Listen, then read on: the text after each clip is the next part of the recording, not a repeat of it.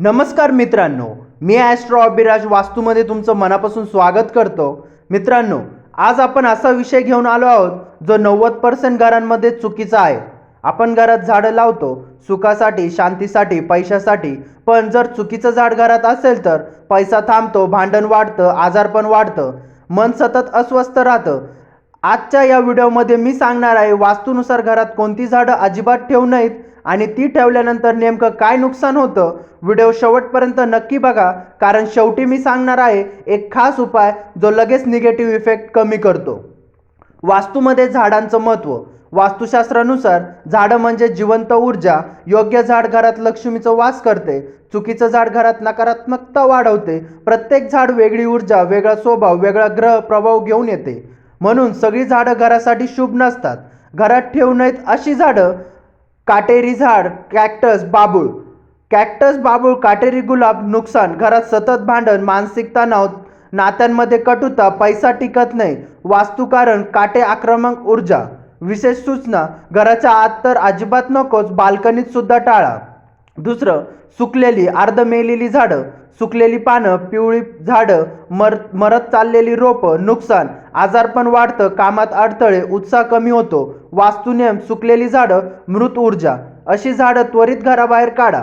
तिसरं, दूध निघणारी झाडं. रबर प्लांट, कॅलेटोमिस आक, काही प्रकारचे फाय. नुकसान: घरात वाद, मानसिक अस्वस्थता, मुलांवर वाईट परिणाम. वास्तुकारण: दूध निघणारे झाडं उष्ण आणि अशांत ऊर्जा देते. चौथं, मोठी झाडं घराच्या अगदी जवळ. पिंपळ, वड, उंबर. नुकसान: घरावर नकारात्मक सावली, प्रगती थांबते, घरात उदासपणा. नियम: ही झाडं मंदिराजवळ किंवा मोकळ्या जागेतच शुभ, घराच्या भिंतीला लागून नको. पाचवं, काटेरी, दूध निघणारे दोन्ही झाडं. ही झाडं डबल निगेटिव्ह एनर्जी देतात. परिणाम: अचानक आर्थिक तोटा, कोर्ट कचेरी, मानसिक अशांतता. सहावं, घरातील लावलेली जंगली झाडे. न ओळखली झाडे, जंगलातील उगवणारी झाडे. नुकसान: घरात अस्थिरता, अनोळखी अडचणी. वास्तू सांगतं घरात फक्त शुभ ओळखीचेच झाडं ठेवा.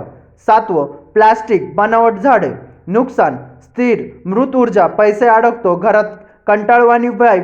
नियम: खरी झाडं असतील तरच ऊर्जा फिरते. लोक सर्वात जास्त करतात त्या चुका: काटेरी झाडं बेडरूममध्ये, सुकलेली कुंडी ठेवणे, झाडांना पाणी न देणे, सूर्यप्रकाश न मिळणारी झाडे. या चुका थांबवल्या तर 50% नकारात्मकता कमी होते. झाडांमुळे नुकसान झाले असेल तर उपाय पहिला, सुकलेली काटेरी झाडं काढताना ओम नमः शिवाय 11 वेळा म्हणा. उपाय दुसरा, घरच्या ईशान्य दिशेला तुळस, मनी प्लांट ठेवा. उपाय तिसरा, दर शुक्रवारी झाडांना पाणी देताना मनात सकारात्मकता विचार ठेवा. घरासाठी शुभ झाडं: तुळस, मनी प्लांट, गोकर्णी, अरेका पाम, लक्की बांबू.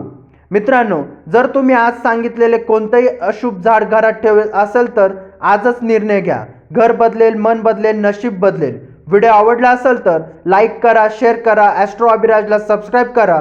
पुढच्या व्हिडिओत कोणता विषय हवा आहे कमेंटमध्ये नक्की सांगा. धन्यवाद.